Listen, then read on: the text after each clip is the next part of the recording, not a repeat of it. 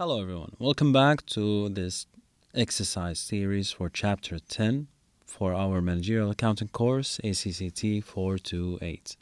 In this video we're going to be looking at exercise 10-6A, so let's read the exercise together. It says Aaron Heath is seeking part-time employment while he attends school. He is considering purchasing technical equipment that will enable him to start a small training services company that will offer tutorial services over the internet. Aaron expects demand for the service to grow rapidly in the first 2 years of operation as customers learn about the availability of the internet assistance. Thereafter, he expects demand to stabilize. The following table presents the expected cash flows. And notice that you have a table that shows 4 years of operations, and then for each year we have the cash inflow and the cash outflow associated with that operation year. Okay. In addition to these cash flows, Aaron expects to pay $25,000 for the equipment, so this is going to be the initial investment. He also expects to pay $4,000 for a major overhaul and updating of the equipment at the end of the second year of operation. The equipment is expected to have a $4,000 salvage value and a 4-year useful life. Aaron desires to earn a rate of return of 8%. So before we begin, let me just highlight a few of the key information that we're going to need. Of course, we're going to need all the data that is in the table, but we're also going to need this initial investment amount. Okay. We also need to know that he's going, or to keep in mind that he's going to have to pay $4,000 major overhaul costs at the end of the second year. So that's going to be at the end of 2020. Okay. And also we need to keep in mind the $4,000 salvage value, which is going to be, or is expected to be received at the end of the fourth year, at the end of the useful life of that technical equipment. Okay. And also, of course, the rate of return desired by Aaron is also important. All right. Okay. So let's read what's required first. A, calculate the net present value of the investment opportunity, right? So we need to take into consideration all of these factors, all of this data, and the data that is here, and bring it down or bring it back to the present value, all of it, and then compare it to the initial investment of $25,000 and see what would be the net present value for Aaron, okay, on this investment, right? So as always, we are going to sketch a timeline just to visualize and make sure that we keep everything in mind. Okay, so our timeline is going to be for a 4-year period. So this is going to be n equals 0, or the present time. This is year 1, year 2, year 3, and year 4. Okay. Here, Aaron's going to be paying $25,000. So that's the initial investment. The cash outflow, we put it in brackets to show that this is going to be paid out. Okay. And then for, let's write the year numbers actually, just so we can collect or connect everything together. So this is 2019, 2020, 2021, and 2022. Okay. All right. Cash inflows, it's going to be 25,000 here. And then 29,000 at the end of 2020. And then 32,000. And then another 32,000. Okay. At the end, of course, he's going to get a $4,000 of salvage value for that equipment. So we're going to add that here as well. Okay. And then for each year there's going to be also cash outflows. So I'm going to write that down as well. Let's use red this time. Let me zoom out just a little. Okay. The cash outflows for 2019 is going to be $12,000. And then $16,000 for 2020. And then $18,000 for 2021. And finally another $18,000 at the end of 2022. Okay. And let's also not forget that he expects to pay $4,000 for a major overhaul and updating of the equipment at the end of the second year. As we said, the second year is 2020.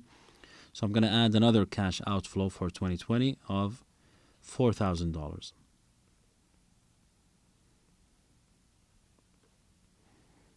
Okay. Hopefully this helps you visualize. You can, similar to what we've done in a previous exercise, you can discount each net cash flow for each year and bring it back to the present time or the present value.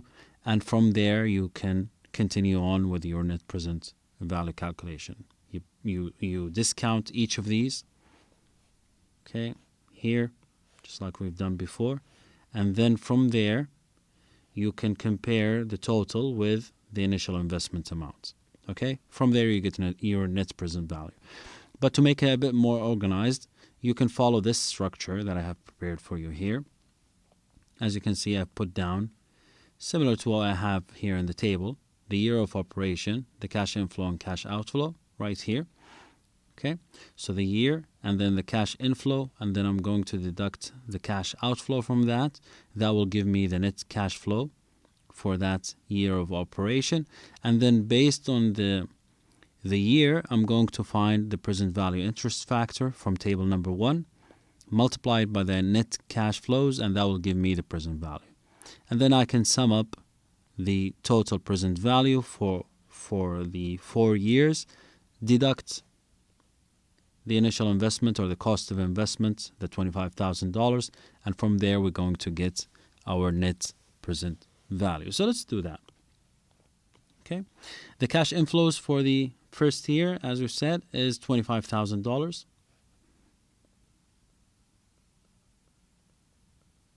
And the cash outflow for the first year is only $12,000. I'm copying the numbers from my timeline for convenience. Okay, the difference here is going to be $25,000 minus $12,000. That's $13,000.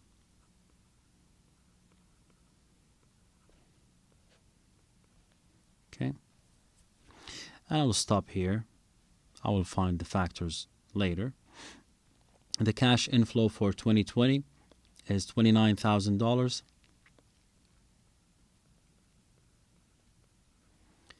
Minus the cash outflows for 2020, we have $16,000 and another $4,000, so that's a total of $20,000. And that will equal a net cash flows of $9,000. Okay.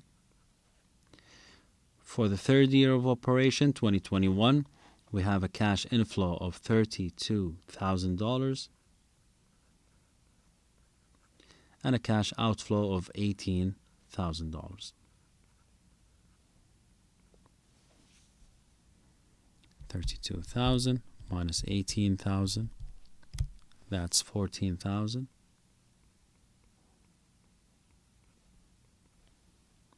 And for the final year, we have cash inflows of 32,000 plus the 4,000 of salvage value. Okay, so that's going to be $36,000 expected cash inflows minus the cash outflows for 2022, which is $18,000. Okay, $36,000 minus $18,000, that's 18,000. Again, multiplied by the present value interest factor. Okay? Now, all I need to do is go to table 1 and find these. The present value interest factors from table 1 that correspond with a rate of return of 8%. Each year, of course, this one is going to be for n equals 1, this is 2, this is 3, and 4. So we're going to copy it as it is, right? I'm going to go there and I'll go here and take a picture of that. Again, what was the rate of return? 8%. 8% for 1 year, 2 years, and 3 years and 4 years. So this is right here. I'm going to take a picture of this so I can just copy it. Okay. See if this works. I'm not sure. I should actually take a screenshot, I think. Okay. Duplicates. Okay, fine. I'll do it another way. So now I'll just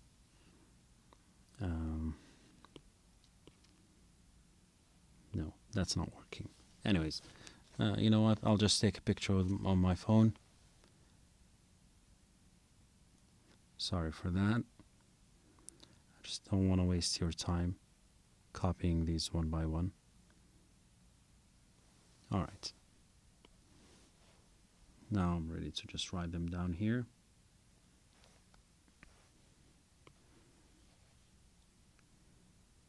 .925926 and then 0.8573339, and for the third year 0.735030, and finally 0.73503. Oh, sorry, did I copy this twice? Yeah, I think I got the wrong one right here. This one is actually 0.793832. Okay, we got it. Now we're just gonna multiply the net cash flows with the corresponding present value interest factor. Okay, so for 2019, 13,000 multiplied by 13,000 multiplied by 0.925926. That's going to be 12,037 dollars, 0.038. So I'm gonna bring this, round this up to let me see, 925926. Okay, multiplied by 3,000. So that should be rounded up to 4 cents. Okay, because on my calculator it's saying 0.038, so I'll just round it up since the question is asking us to round to 2 decimal points. All right, for the next one, $9,000 multiplied by 0.857339. That's going to be 7,716.051. So that's going to be rounded to 5 cents. For the third year, $14,000 multiplied by 0.793832. That's going to be 11,113 and 0.648, so 0.65 rounded. For the final one, 18,000 multiplied by 0.735030. That's going to be 13,230 and 54 cents. Okay? So from all this, we can now figure out the total present value.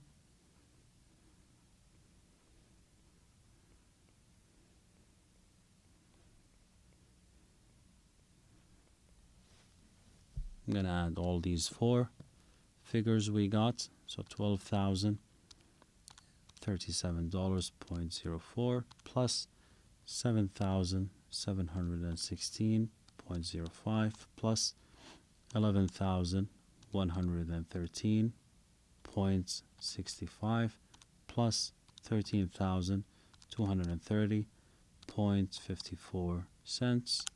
That's going to be $44,097.28. Okay. Now the cost of the equipment, we're going to deduct that.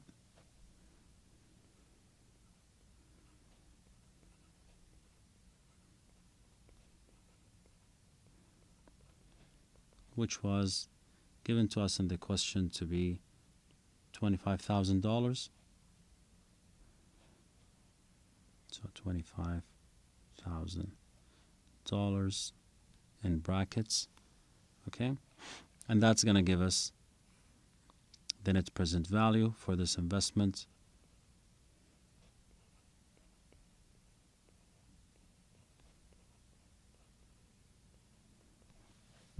So I already have the 44,000 on my calculator, so I'm just going to deduct $25,000, and that's going to be $19,097.28. Okay, and this is the answer to the first requirement, part A, which wanted for us to calculate the net present value. All right. Now let's read part B, which only says indicate whether the investment opportunity is expected to earn a return that is above or below the desired rate of return, which was the 8%, okay, and whether it should be accepted. Of course, as we have mentioned before, if you have a net present value that is positive, that automatically indicates that the rate of return on the investment is definitely higher than the rate that you have used to get your factors, okay, which is the discount rate or the required rate of return, okay, which is the 8% in this scenario. Because the net present value is positive, that means the rate of return on this investment is higher, definitely higher than 8%. Otherwise, this will not be positive. It would be negative. Okay? So we can write this down in our words. Part B, we could say the positive net present value indicates that the investment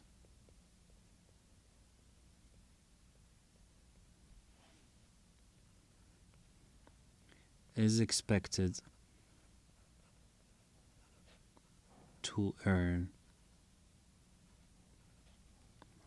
a rate of return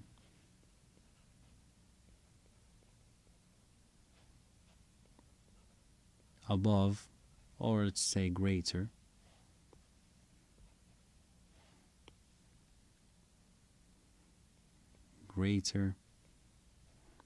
than the desired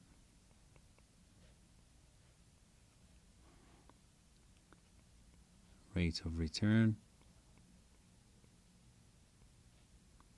of, what was it, 8%? Yes, 8%.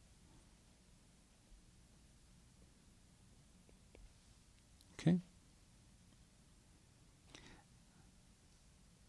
Thus, we should add this because the question specifically also asks if the investment should be accepted or taken and carried out by Aaron or not. So we should say something like, thus the investment should be accepted.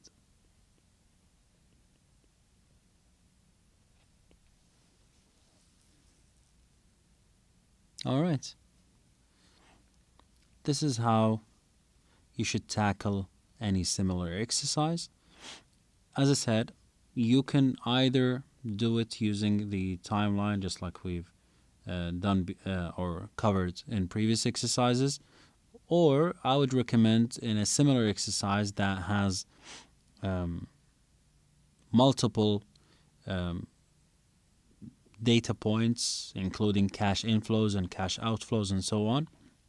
It might be better to just create a table like this and then do each year individually, find its present value, and then when you find the present values of each year of operation, you add them together to find your total present value, subtract the costs of the investment, and that will give you the net present value.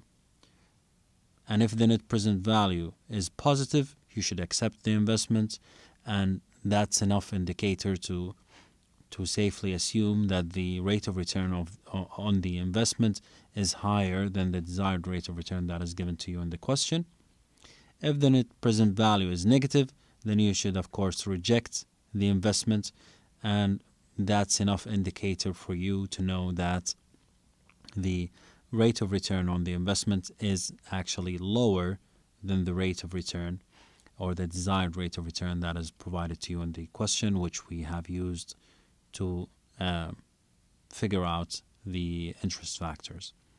Okay, I hope that you found this video useful. If you have any questions, as always, please feel free to drop them down in the comments. And until I see you in the next exercise tutorial, take care.